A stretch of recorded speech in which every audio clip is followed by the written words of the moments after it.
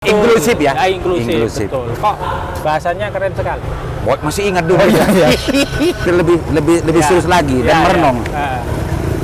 Ternyata Gusti Pangeran itu Maha Kuasa, Mas Fauzi. Iya. Orang yang tidak punya petualangan sini Mas Fauzi, jadi akan lebih luar biasa. Wah, kacau. Ini sudah mulai membuka masa lalu Pak Liman ini. Ya Allah, Gusti.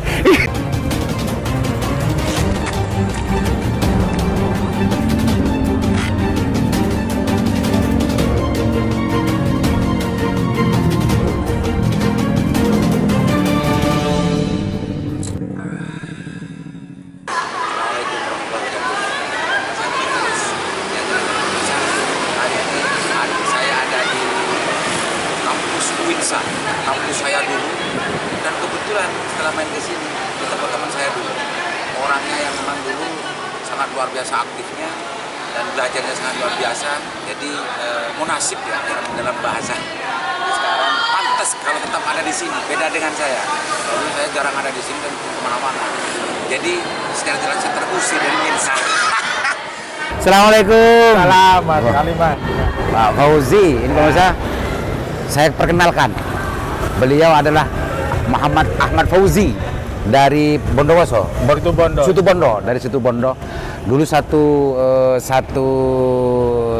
fakultas dengan saya, satu angkatan dengan saya, satu anak saya sebelum mainan dengan saya. Ternyata sekarang ujuk-ujuk ganteng.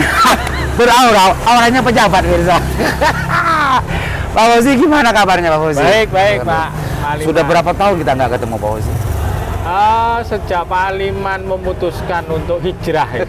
Sejak hijrah dari waktu di cabang Wonosobo, mempersilahkan teman-teman untuk segera lulus ya. Biar teman-teman lulus untuk jadi sarjana, biar saya di jalan yang lain. Nah itu, tapi konsisten dengan jalannya. Jangan dibocorin itu Pak Fauzi. Jadi itu masih ingat cerita itu Pak Fauzi? Masih ingat, karena teman-teman sudah berjuang bagaimana kita berjuang bersama, lulus bersama. Tapi Pak Liman itu karena konsisten dengan sampai sekarang. Ya istiqomah ya, mau gimana lagi. Sebenarnya kami ingin lulus bareng Pak. Itu kan sepakat ya, 9 orang itu harus bareng. Sudah bareng, lulus bareng. Ngeramut umatnya di UIN Sunan Ampel. Wah, ini mengingatkan memori saya dulu Birsa. Ya. Di cabang, dulu ada cabang Wonocolo di sini. Ya, penghuninya Mas Fauzi. Ini ada Anam yang kemarin podcast dengan saya. Ada Nuril, ada Habib Mustafa. Dokter ya Habib ya? Sudah dokter. Nuril masih proses. Sama dengan saya. Ya. Terus Anam sudah dokter. Kalau Umam proses ya. Proses juga. Ya. Filosof. Ya, filsafat ya. Jadi dosen di sini juga? Di Usuluddin, Fakultas Usuluddin. Ternyata pemirsa, teman-teman saya jadi dosen, sudah dokter semua pemirsa. Tapi saya berusaha untuk tidak malu ya. Sama saja, itu kan hanya di kampus. Kalau ketemu begini semuanya hilang Pak. Semua. Tapi beda juga Pak Fauzi. Ya. Kalau sudah dokter, ya. Status akademiknya dan macamnya, ya beda juga. Orangnya ulama dengan orang awam. Tapi ini Pak, kembali ke yang dulu. Sekarang Mas Fauzi kemasgulannya di mana sekarang? Kalau saya resminya memang sejak di Tarbiyah, sejak di UIN ya, di UIN saya di Fakultas Tarbiyah dan Keguruan. Saya dikembalikan ke prodi saya. Saya pendidikan bahasa Arab, ada tugas tambahan saya di Kopertais wilayah 4. Oh, tapi apa tugas pokoknya di Tarbiyah? Di Fakultas Tarbiyah. Di prodi bahasa Arab. Pendidikan bahasa Arab, tapi tidak ngajar bahasa Arab. Karena S2 saya manajemen pendidikan, S3-nya manajemen. Pendidikan juga. Ya, manajemen pendidikan. Pemirsa, ternyata masih terus bergelut di sini. Ini kalau katanya orang ngaji di pesantren. Orang yang konsisten dan istiqomah dengan keilmuannya dan memberikan keilmuannya terhadap ilmu yang didapatkan dari kuliahnya dan yang macamnya dan di kebenaran itu tanda-tanda. Tapi bukan memastikan ya, tanda-tanda ilmu yang manfaat. Mudah-mudahan ini manfaat. Mudah-mudahan bukan tanda. Ya. Sejak dulu Salim itu selalu menggunakan kata idiom yang pas. Saya tidak bisa menjangkau. Saya kenal beliau idiom yang dipakai ketika baru masuk ya, mahasiswa baru. Ketika ospek itu sudah menggunakan Al-Fakir. Gitu, Oh iya, mengenalkan di Al-Fakir ya. Itu sebetulnya itiba kepada kiai saya, Ya, almarhum Kiai Khalid El-Busiri. Kalau dia pidato dan kemana-mana memang memakai Al-Fakir. Al-Fakir. Ternyata setelah agak dewasa saya mengetahui bahwa ini maksud Al-Fakir itu adalah sebuah lakop Ya. yang apa namanya tabarukan terhadap kehinaan diri. Ya Allah. Al-Fakir itu setelah sudah dewasa. Waktu itu saya ikut-ikutan saja, nggak tahu maksudnya. Ayo, Mas Fauzi, di Tarbiyah dan di Kopertais. Kopertais ini yang dimaksud di Kopertais ini yang ngurus tentang masalah perguruan tinggi Islam ya? Ya, perguruan tinggi keagamaan Islam swasta, Oh, di swasta. wilayah Jawa Timur. Jawa Timur. sebenarnya. Terus saya juga kalau di UIN ya sambil bantu diakreditasi di lembaga penjaminan mutu. Jadi 3 dong. Di Tarbiyah Ya. tugas pokoknya, Ya. di Kopertais diperbantukan, Ya. di apa Di namanya? LPM, lembaga penjaminan mutu, yang kemarin mutu itu makhluk apa itu? Oh, lembaga itu. Oh, iya. Ini kan 2 makhluk berbeda. Tugas kewenangannya berbeda-beda. Ya, ya bentuk pengabdian. Pak. Ini tanda-tanda ilmu manfaat apa ini tanda? Ya, saya itu masuk ke UIN, berproses di UIN, Ya. dibesarkan di UIN Sunan Ampel ya, mau tidak mau tetap di UIN Sunan Ampel apapun gitu. Artinya dikembalikan lagi ya? Kembalikan. Sebenarnya ini kan ya apa ya, kembali ke rumah. Kalaupun saya di sini dengan siapa kemarin Mas Anam, kemudian Mas Nuril. Umam, Mas Nuril itu ya mungkin barokah. Barokah. Barokah saja. Ini Mirsa, konsep pondoknya masih tetap ada. Barokah gitu ya. Kalau di pesantren itu ada istilah untuk mewujudkan tentang masalah kebarokahan. Ya. Di pesantren-pesantren itu termasuk saya dulu, Ya. itu tidak boleh keluar dari pesantren sebelum mengabdi. Ya. Ah, kalau di YIN ini pengabdian yang dilakukan oleh Mas Fauzi ini tidak sama dengan kita mengabdi di pesantren. Ya. Ini jamin hidupnya. Kan gitu, Iya. guyon. Kalau mengabdinya lama, Pak. Mengabdinya gitu ya? lama. Iya, Jadi, iya. Saya mengabdi lama, baru dapat nikmat itu ya barusan saja. PNS-nya, Mas. Oh, PNS. Iya. Iya. Oh, Digaji proses oleh itu ya. negara. Iya, lama. Sama Lama. dengan Mas Ulana. Ya. Kalau kami bertahan ya mungkin takdir kan. Ya, Sudah ya, nggak ya. bisa kemana-mana sudah. Artinya keistimewahan untuk keistiqomahan, Ya. mengabdikan diri di YN yang Ya. memang berproses di YN, jadi aktivis di YN, menimba ilmu di YN, mengabdi di YN meskipun tidak terjamin hidupnya, Ya. dikuat-kuatkan gitu ya.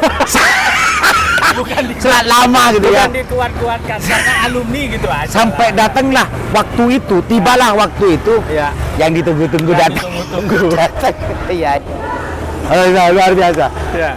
Jangan cemburu. Memang meskipun beliau sekarang pejabat, tapi saya dengan beliau itu mempunyai sejarah kedekatan yang sangat luar biasa. Ya. Jadi jangan anggap saya ini langka ya. Ya. Oke, Mas Fauzi, Ya. di Kopertais. Ya. Jadi sekarang Mas Fauzi sering berhubungan dengan perguruan Islam di Jawa Timur ya. Jawa Timur. Sedikit dong bocoran gitu ya. Kalau perguruan Islam di Jawa Timur itu kan tidak bisa jauh, minimal berdekatan, bahkan itu berkaitan langsung dengan pesantren-pesantren. Pesantren ya. Di sisi yang lain kan pesantren-pesantren tahu sendiri kan kita Ya. kan pesantren itu Ya. konaahnya Ya. dan ya Saking ikhlasnya. ya ikhlas, mukhlisin dan konaah macamnya itu yang menjadi sangat-sangat dominan. Ya. Kalau Mas Fauzi sekarang kan ilmunya ilmu administrasi, ilmu gini dan macamnya kan harus runtut tuh kalau ilmu sekarang.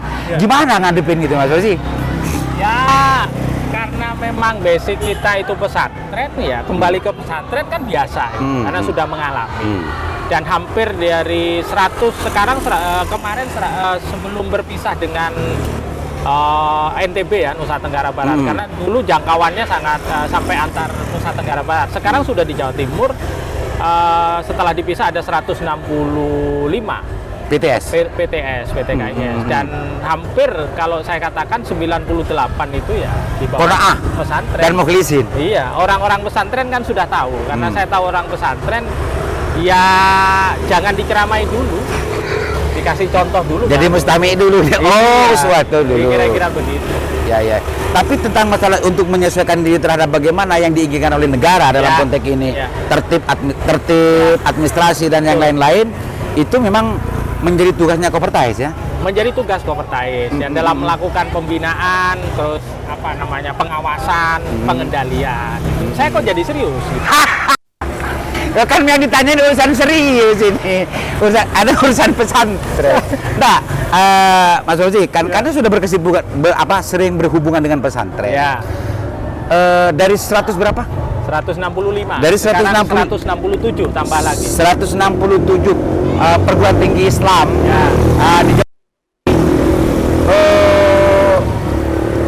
mayoritas di pesantren apa gimana? Di pesantren. Mayoritas di pesantren. Iya, pesantren. Mas Fauzi, apakah ini fenomena atau sebuah isyarat bahwa ada kesadaran kebangkitan pesantren ini? Atau bagaimana? Atau jangan-jangan latah-latah saja? Gimana ini? Gimana sih? Kalau saya spirit ya, kebanyakan mereka ingin santri yang ada di pesantren itu betul-betul paripurna. Artinya di pesantren paling lama 3 tahun ya. Banyak yang diungkapkan ke saya itu karena bagaimana supaya ilmunya itu betul paripurna gitu. Jadi misalkan dia keluar dari pesantren dia SMA, ternyata kitab ini belum dikaji dan itu butuh waktu 3 tahun, 4 tahun. Maka dia didirikanlah perguruan tinggi. Itu spiritnya di situ. Jadi biar ilmunya berkesinambungan gitu, Pak. Jadi memang mahasiswanya memang dari pesantren sendiri gitu ya, di internal ya. Di internal. Ada yang di luar pesantren tapi tetap nuansa pesantren itu tidak bisa hilang. Hilang ya, karena memang perguruan tinggi yang ada di pesantren pasti nuansa pesantren yang sangat dominan. Sangat dominan. Iya. Tapi sekarang sudah mulai modern dan banyak karena memang sekarang tuntutan sistem tuntutan peraturan yang mewajibkan kita ini mengelola perguruan tinggi dengan serius itu yang menjadi spirit ya, tidak dikelola kemudian bahasa kita kalau misalkan sudah berbasis pesantren terus semuanya dikelola ala pesantren, tidak, sudah mulai menyesuaikan. Kan pesantren mudah Pak menyesuaikan dengan berkolab menyesuaikan diri itu menyesuaikan diri. Karena kita terbiasa Pak sikap-sikap pesantren itu yang mudah untuk menerima inklusif ya. Inklusif. Betul. Kok bahasanya keren sekali. Masih ingat dulu ya. Wah itu Mirza. Kalau Mahat Ali masuk juga? Bukan. Mahat Ali tidak di Kopertais. Kopertais hanya perguruan tinggi keagamaan Islam Swat. Itu aja. Itu tugas istilahnya ya gini, kalaupun saya di Kopertais itu kan serba kebetulan. Dan mungkin kalau saya sebenarnya begini Mas Aliman. Jadi ayah saya itu sebenarnya menginginkan saya itu jangan kuliah. Saya supaya ada di pesantren, belajar di pesantren, ngabdi untuk pesantren. Tapi setelah saya berpikir, saya kuliah gitu, ayah saya nggak setuju itu. Mungkin ada sekitar tiga semesteran yang nggak setuju. Ya nggak setuju. Tapi pada akhirnya terakhir ya, kalau cerita panjang setuju dan kemudian ujung-ujungnya saya tetap ada di pesantren, ya meskipun di UIN ya. Artinya keinginan orang tua tetap tidak dibuang, tetap kembali ke pesantren. Ke pesantren. Mungkin waktu yang 3 semester itu abahnya Mas Fauzi mungkin saja perspektifnya tentang perguruan tinggi itu gimana? Itu mungkin ya. Bisa. Artinya ketidaksetujuan itu bukan berarti dari tidak ridho, tapi eman. Iya. Gitu Mas Fauzi ya. Iya, karena dulu ada wasiat dari salah seorang kiai supaya saya itu jangan kayaknya sampean lebih enak di pesantren gitu. Mungkin ada dulu orang-orang yang berwasiat itu melihat orang ini kayaknya ada aura kiainya. Tukang jasa dan tukang mungkin tidak melihat potongan akademisi, tapi mungkin orang yang diceritakan ini adalah orang yang mempunyai pemahaman dan penglihatan, melihat sosok dari Pak Fauzi ini adalah orang tukang jasa, tukang wirid, memberi doa dan hanya tidak punya potongan akademisi sama sekali. Jadi memang betul yang dikatakan beliau tadi, ini perjalanan hidupnya kebetulan. Ya. Di sini kebetulan masuk di sini, Ya. kebetulan di Bermutu, Ya. kebetulan di Kopertais, Ya. kebetulan semua. Nah, Karena kalau dari penglihatan tadi itu memang tidak punya apa namanya ya, potongan, tidak punya potongan akademisi. apakah termasuk dipaksakan, Pak? Aduh, kalau dilihat, kalau kita pikir lebih Ya. serius lagi Ya, dan ya. merenung, Ah. ternyata Gusti Pangeran itu maha kuasa, Mas Ya, Fauzi. ya, betul. Orang yang tidak punya potongan sini Mas Fauzi, jadi akan lebih luar biasa. Wah, kacau. Ini sudah mulai membuka masa lalu Pak Aliman ini. Ya Allah, Gusti. Saya kan dulu belajarnya aktivis itu kan ke Pak Aliman, ke Pak Anas Aduh. gitu ya. Iya, iya, Terutama iya. almarhum siapa? Mamar. Mas Muammar. Itu yang ngajak saya dulu. Ayo aktif di organisasi. Saya dulu kan guru TPA, Pak. Ya. Ikut ke PMII. Ya, PMI. Dulu kan guru TPA saya. Di sela-sela saya ngajar TPA aktif di PMI. Iya, iya. Gitu, Mirza. Tuh. Salah satu penggalan perjalanan hidupnya beliau. Ngajar di musola saya, Pak. dulu.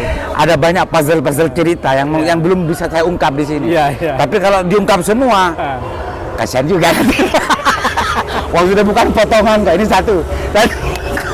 Oke, Mas Fauzi, Ya. saya berbahagia sekali karena sudah lama sekali tidak ketemu Ya. dengan Mas Fauzi. Bahkan kalau tidak salah sudah lebih 20 tahun. Kalau di Ya, medsos kita ketemu kita kan? ketemu, ya. Kalau medsos, tapi secara langsung begini. Menyapa gitu ya. Saya sering ngikuti podcastnya Mas Aliman. Ah, yang bener. Kadang-kadang saya kan komentar juga. Iya, kan. iya. Kalau saya komentar berarti kan kontennya bagus, perlu dipertajam, kepedulian kan. Selalu menarik lah itu. Iya. Mas Fauzi, saya berbahagia sekali Iya. bisa ketemu Mas Fauzi. Mudah-mudahan nanti ada kebetulan lagi. Iya, saya ketemu iya. Mas Fauzi dengan Siap. teman-teman yang lain. Saya sebetulnya ingin ketemu semua untuk Iya. bernostalgia bersama.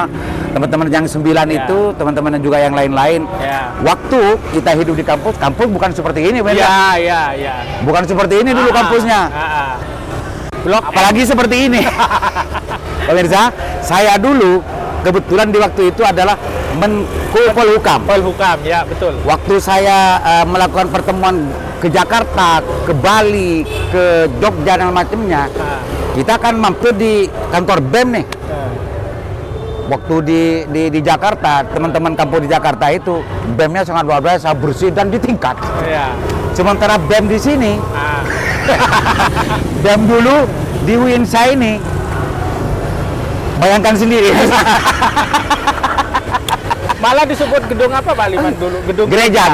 gedung gereja. Terkenalnya gedung gereja. Gedung karena gereja di situ, di sebelah Syariah ya, di belakang Syariah. di belakang gedung ini Iya, kayaknya. gedung ini perpustakaan ini ya. Di bawah perpustakaan ini dulu tempatnya Ya. di situ, semua BEM di situ, terus organisasi intra yang lain juga di sana. Ya. Ada Minwa dan lain-lain di sana. Mas Fauzi,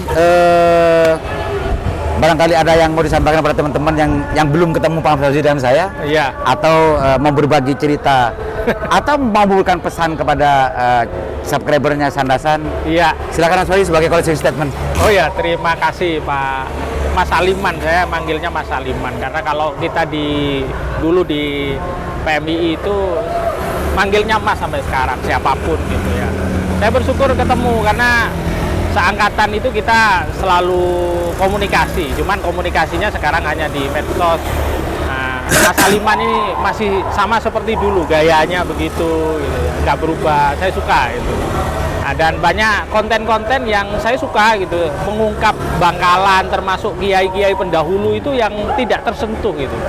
Jadi banyak mengungkap, tidak hanya podcastnya itu tidak hanya konten-konten politik kalau saya, tetapi banyak konten-konten yang lama diungkap, kemudian sehingga banyak orang yang tahu dari situ. Saya juga banyak terbantu. Saya juga para penikmat juga.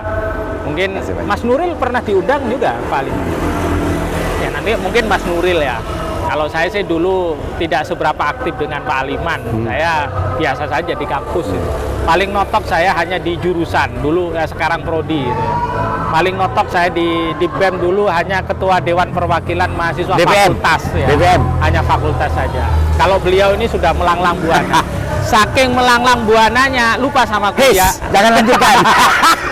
Ya, tapi bagaimanapun Oh, gitu ya. itu kita tetap berteman lah ya. Sebenarnya beliau luar biasa. Ya karena dulu sudah komitmen dengan dirinya, kita juga sering ketemu dulu itu. Ya, mungkin itu. Terima kasih Mas Aliman atas kesempatannya saya bisa berbagi gitu ya, bercerita sebenarnya cerita-cerita yang sekarang mungkin bisa relevan bisa tidak. Tapi itulah bagaimanapun tetap berteman, bersahabat seperti dulu. Gitu. Kalau ke Bangkalan saya mungkin kepingin ketemu juga. Gitu. Terima kasih. Oke, Mas Fauzi, pemirsa, mudah-mudahan cerita ini disimak betul dan banyak hal-hal yang belum terungkap mungkin dari cerita berpotongan akademisi atau tidak atau yang lain-lain. Mungkin itu adalah informasi baru buat teman-teman kita seangkatan ya. Ini menarik dan mudah-mudahan pengalamannya diceritakan dari sejak aktif dan juga sejak kuliah di sini sampai menguatkan diri mengabdi di UIN. Jangan menguatkan diri. Sampai tibalah saatnya kenyamanan itu hadir di sini adalah buah dari menguatkan diri sampai bertahun-tahun di sini. Mudah-mudahan manfaat cerita ini dan mudah-mudahan tidak ada yang tersinggung. Assalamualaikum warahmatullahi wabarakatuh.